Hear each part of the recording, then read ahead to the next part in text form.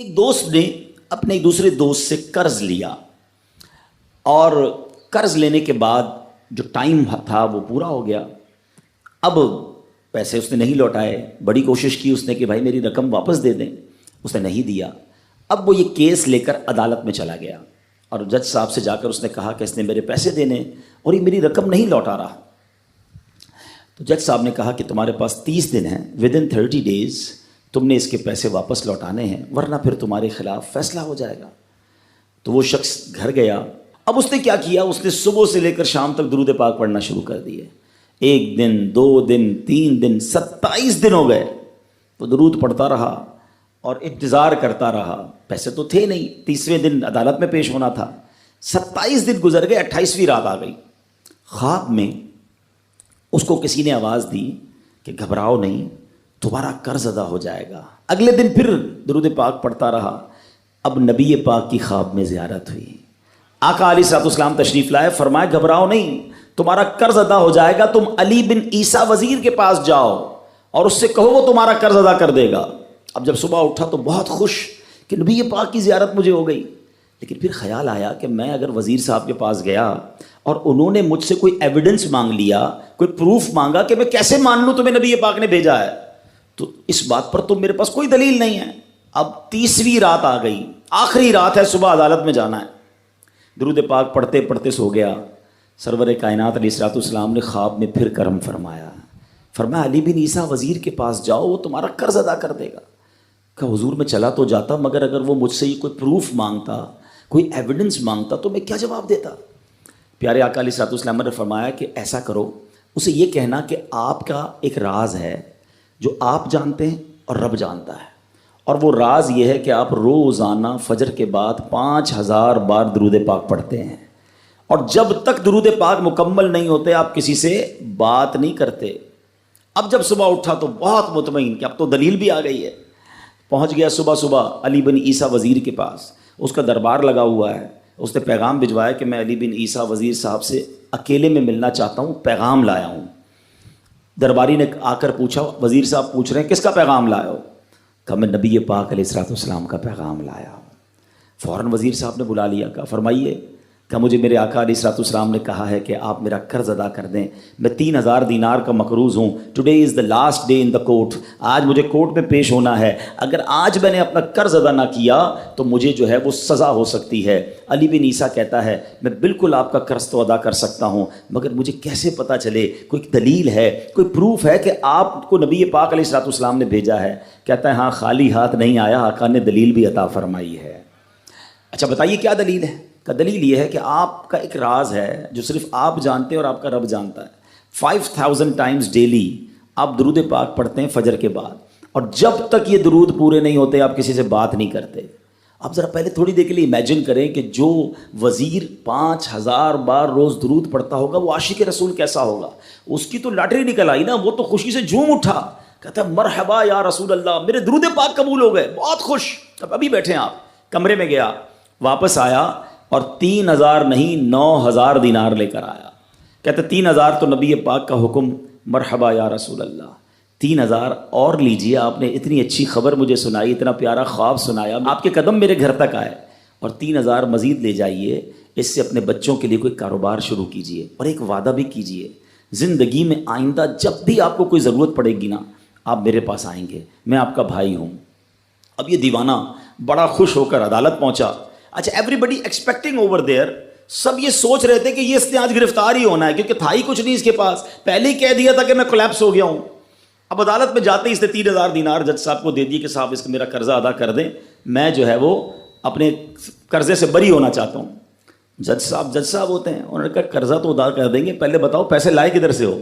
تم تو کہتے تھے پیسے نہیں تھے تمہارے پاس, اتنی بڑی رقم کیسے انتظام کی؟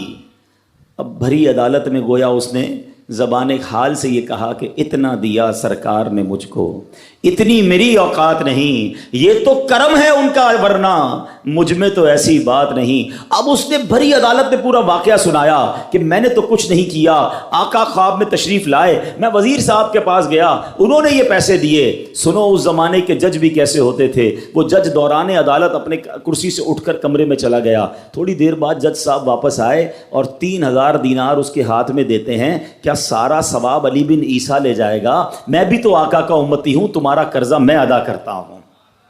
اچھا اب جس نے کیس کیا تھا، سبحان اللہ، کیا ماحول تھا، کیا انداز تھا، کیا دل تھے، وہ بھی تو دیکھ رہا ہے، کہتا ہے میں بھی تو آقا کا امتی ہوں، رکے ذرا، کاغذ قلم دیجئے، بندے کو میں قرضہ ہی معاف کر دیتا ہوں۔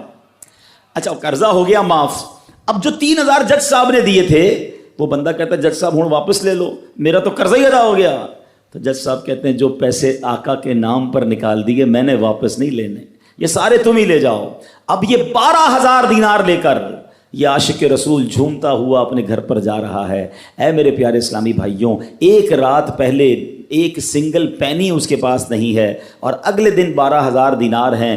درود پاک وہ وظیفہ ہے جو دل سے پڑھا جائے تو سبحان اللہ یہ مصیبتوں کو ٹالنے والا وظیفہ ہے، یہ پریشانیوں کو دور کرنے والا وظیفہ ہے۔ اور یہ میں نہیں کہہ رہا، خود سرور کائنات علیہ الصلوۃ والسلام کی حدیث ہے جس کا مضمون ہے کہ جو پریشانیوں میں ہو، جو مصیبتوں میں ہو، اس کو چاہیے کہ مجھ پر درود پڑھے، کہ درود پریشانیوں کو لے جاتا ہے، مصیبتوں کو لے جاتا ہے۔ ایک شاعر نے کیا خوب لکھا ہے، اور واقعی حق لکھا ہے، ہر درد کی دوا ہے صلی علی محمد، ہر درد کی دوا ہے صلی علی محمد، تعویذ ہر بلا ہے صلی علی محمد۔ تو ہمیں چاہیے، خاص طور پہ ربیع الاول کا مہینہ ہے، کثرت سے درود پاک پڑھیں۔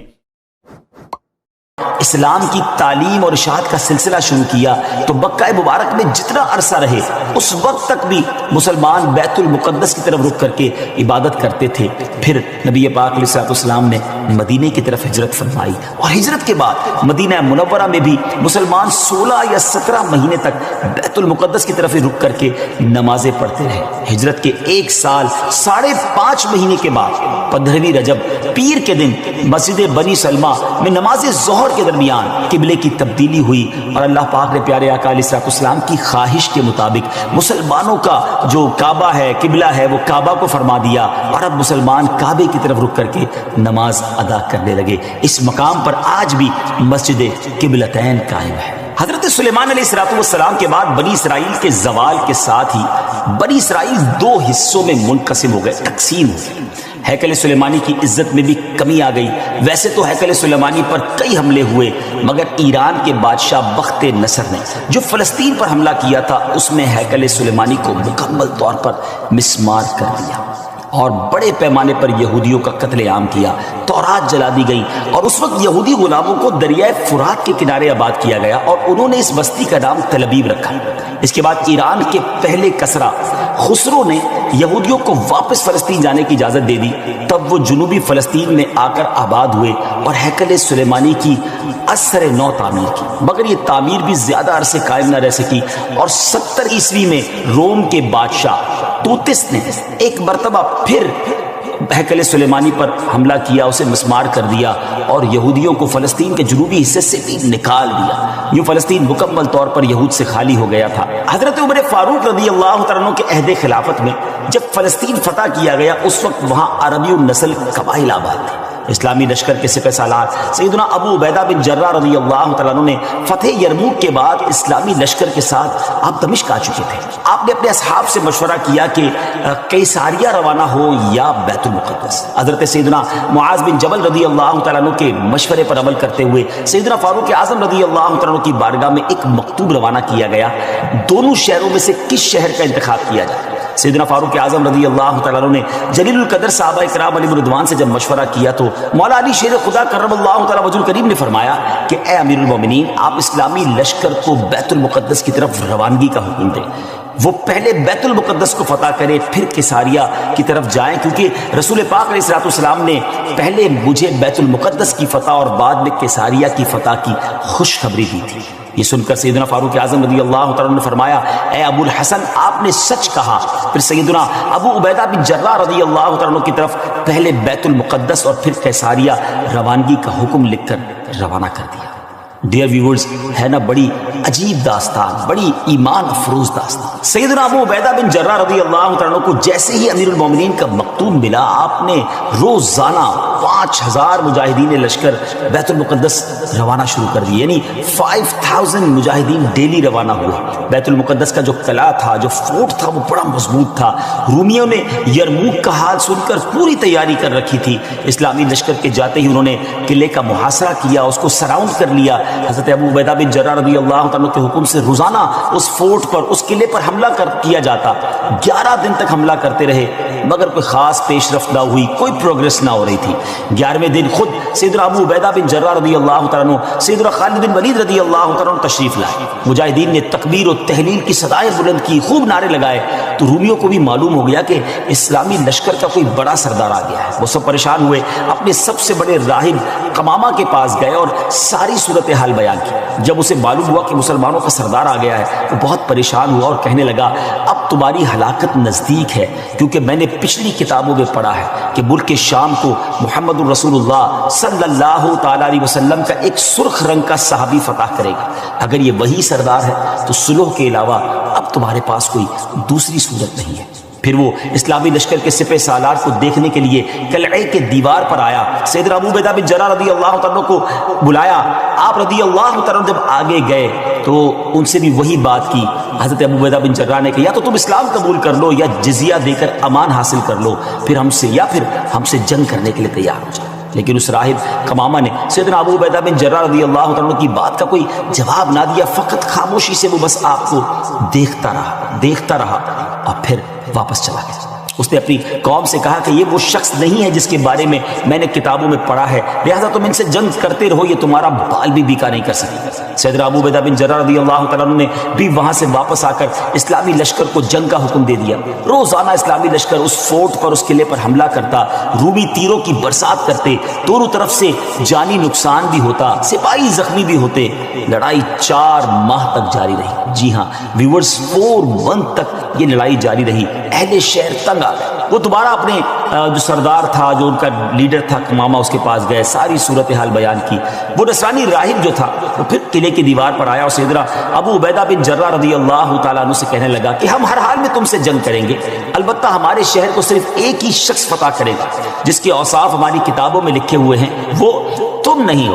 سیدنا ابو عبیدہ بن جراح رضی اللہ تعالیٰ نے فرمایا کہ تمہاری کتابوں میں اس کی کیا اوصاف لکھے ہوئے ہیں؟ اس نے کہا وہ ہم تمہیں نہیں بتائیں گے، البتہ اسے دیکھ کر ہم فوراً پہچان لیں گے کہ یہ وہی شخص ہے. ہاں اگر تم اس کا نام جاننا چاہتے ہو تو ہم اس کا نام بتا سکتے ہیں. اللہ اکبر! ان کی کتابوں میں اس صحابی کا نام بھی موجود تھا. آپ رضی اللہ تعالیٰ نے فرمایا کہ ٹھیک ہے تم اس کا نام ہی بتا دو. اس نصرانی راہب نے کہا کہ جو شخص ہمارے اس شہر کو فتح کرے گا وہ محمد الرسول اللہ صلی اللہ تعالیٰ علیہ وسلم کا صحابی ہوگا، اور اس کا نام عمر بن خطاب ہے جو فاروق کے لقب سے مشہور ہوگا، اور وہ نہایت سخت گیر ہوگا، اللہ کے کاموں میں کسی ملامت کرنے والے کی ملامت کی پرواہ نہ کرے. سیدنا ابو عبیدہ بن جراح رضی اللہ تعالیٰ نے جیسے ہی یہ سنا